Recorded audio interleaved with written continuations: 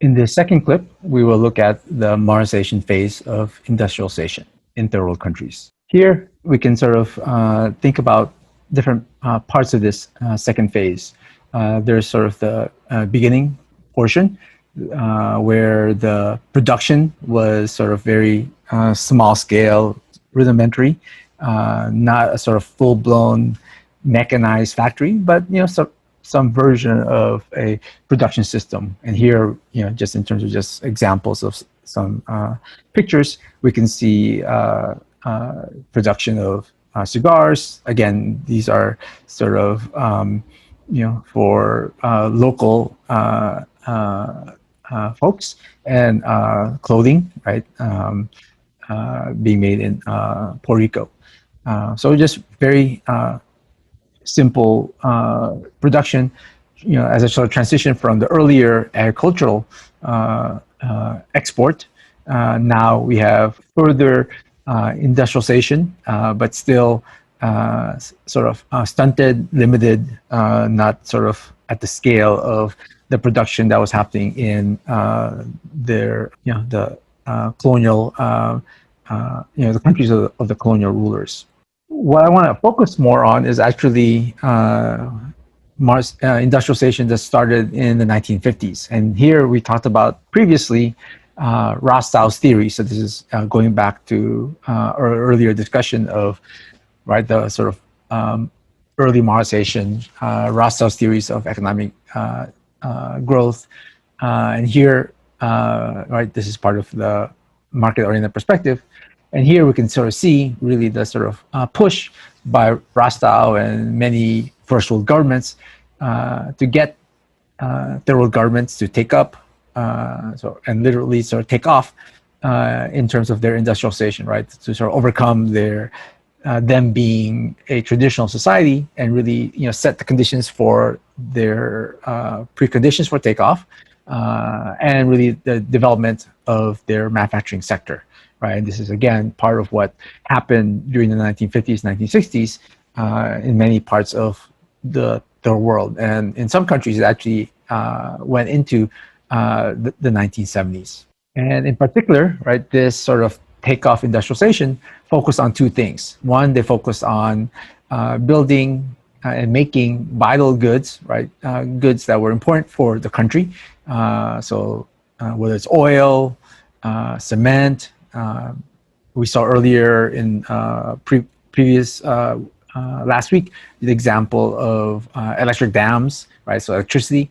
So building the national infrastructure. But to do this, right, you have to sort of have the technology and the resources to actually be able to produce these type of vital goods for the country. So whether it's building airports or highways or schools, right? These were the things that were being sort of planned and implemented and started to put into place in the 1950s.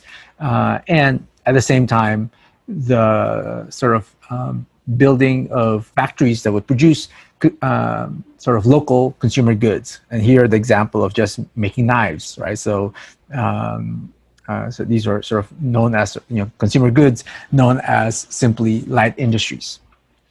So again, just some examples of the sort of heavy industries, vital industries where you could, whether it's building schools like colleges and hospitals, building steel factories, building highways, building airports, building electric plants, whatever it is to actually make sure that the country is able to really take off, right? So this is not the sort of, building factories to make computers, yet, right? But really the conditions to actually, so that in the future you can build highly advanced, technologically advanced products.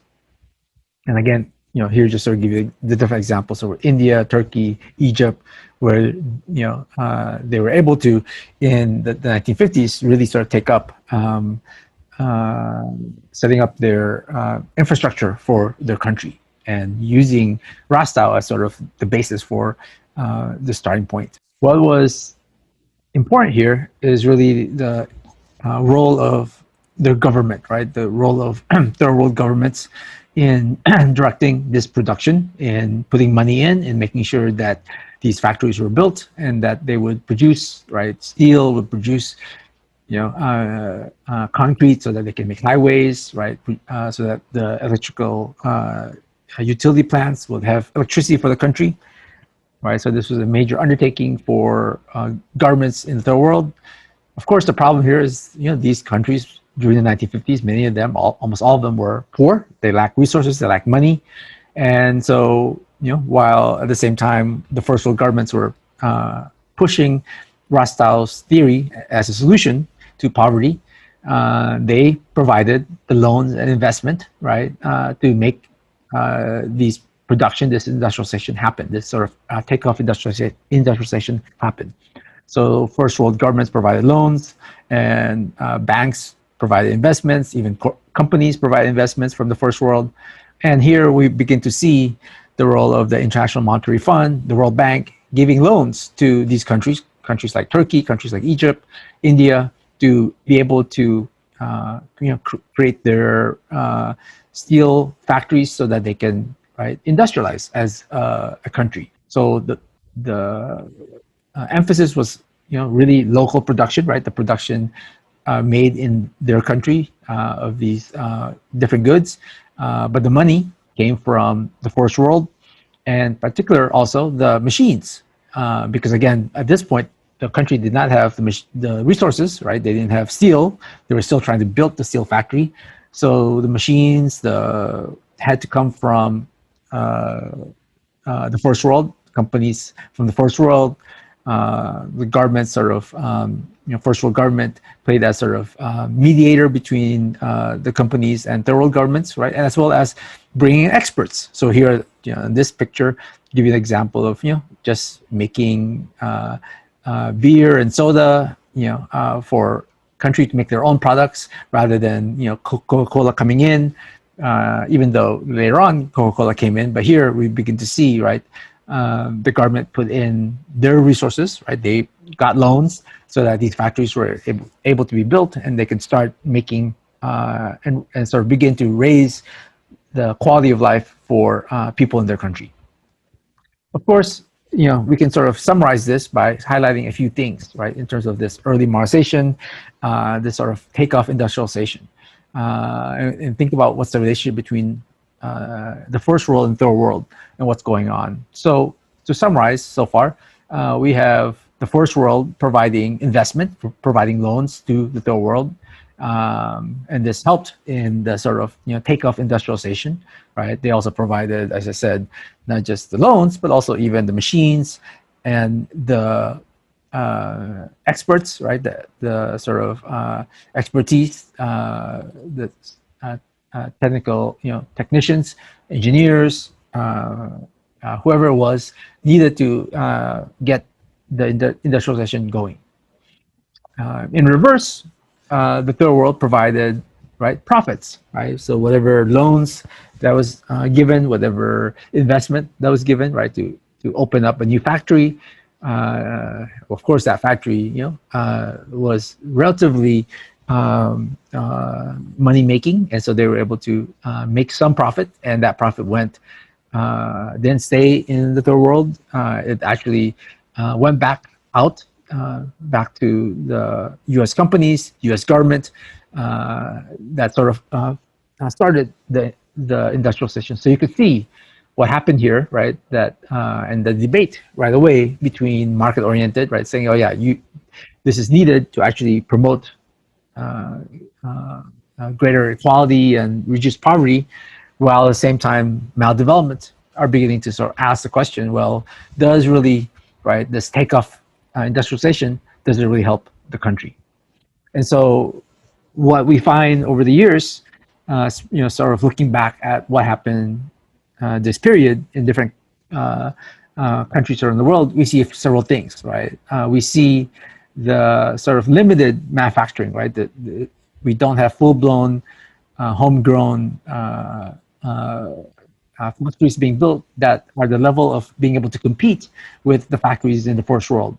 And of course, it may seem obvious now, but maybe it wasn't quite so obvious back then. But the companies that were sort of providing the machines and providing the experts, they weren't trying to create competitors, right? They did not want the technology nor the, to be sort of used to compete against them in the global market. They want to make sure that what they made was only for the local market. It was even products or usually substandard products, and that it could not compete on a global scale, right? So really, at the end, the sort of what happened was, sort of a very superficial version of industrialization. Yes, there were major factories being built. Yes, they were making things. Yes, there were large scale industrialization, sort of the takeoff version of industrialization that was starting. But really, at the end, we begin to see, right, worsening economic conditions for people in the country, right? Their quality of life did not improve overall, and the worsening imbalance in trade, right? So I mean to say, how, in terms of the money coming in compared to the money coming out, there was more profit going out compared to whatever investment that was coming in. Of course, this is why the U.S. and first world governments at the end, really pushed for Rostow's theory because it actually was beneficial for the first world.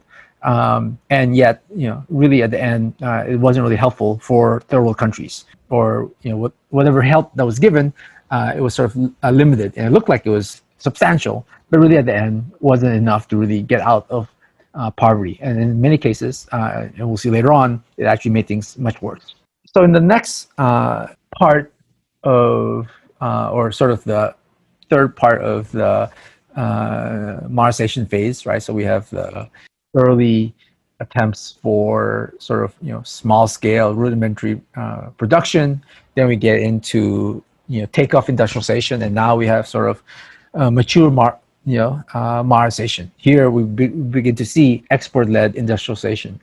So there was a shift. There was a shift away from making things locally, because really, if you think about it, people in third world countries did not have the money, the resources to actually buy the products being made, and the governments themselves, third world governments, were taking loans, and at some point, right, they could not simply just get more and more loans to buy the things being made in their country. So instead, what was suggested was to instead of selling things for your own people, to actually begin to produce consumer goods for export. And countries, third world countries, were sort of in many ways assigned or pre-selected of what consumer good they would produce and export. And now you basically have corporations from the first world coming in, starting and building their factories. So these are not factories locally owned, right? Owned by people of third world, in the third world, but actually now you have first world companies coming in, multinational companies coming into the third world, looking for cheaper labor, and of course looking ways to make greater profits in ways that would not exist if they simply stayed, for instance, in just the U.S. So now this export-led industrialization is not led by the third world government. It's actually led by first world corporations, the big corporations from the first world. And what happened, or what is still happening, is really many of these factories were set up in specialized export zones, or what is also known as export processing zones, the EPZ zones. These EPZs were created to put together all the companies, foreign-owned companies in one area, and they would basically get tax breaks and other local resources to so that they would incentives for them to sort of come and build their factory in particular countries, to give people some jobs. So you could see, right, this export processing zones became prominent in many parts of the third world when they were engaging in this sort of export-led production. And of course, very similar to the previous period. You have the machines still coming in from the first world. You still have the experts coming in from the first world, but now they're located in these EPZ zones and making things for primarily for export. Many of the factories were, for the most part, it was illegal to actually sell the products within their own country. They could not sell the products, and the first couple of decades, the consumer goods were mainly for export, and now some of them are actually allowed to be sold in the local market. So here we can begin to see, right, and just on the sort of top middle of the slide, you can sort of see the different zones. For instance, in Dominican Republic, different free trade zones, export processing zones, so different locations across the Dominican Republic, where the government allowed corporations to come in and open up factories to make things for exports, and hiring local people, local workers to work in these zones. And again, this occurred, in pretty much in many countries in the started in the 1960s, going, but pretty much majority in the 1970s and continue into today.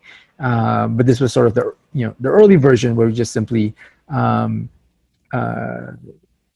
using this kind of export processing zone as sort of the model. And you see this in Mexico, you see this in South Korea, even today. So I want you to watch a short clip on YouTube. And as you watch this clip, think about these questions, right? You'll hear the stories of Carmen. And so what do you learn about Carmen and the other workers in this export processing factory in Mexico? What are the reasons, some reasons that the company sets up the factories in Mexico? And particularly, right, what are some problems that Carmen face at work in this sort of factory, and why do they continue to work despite these challenges? And lastly, right, the clip highlights the sort of likelihood for the plants to shut down and the company to move the factory elsewhere. So think about the reasons why the supervisor sort of informed Carmen the reasons why the company is shutting down the factory in Mexico.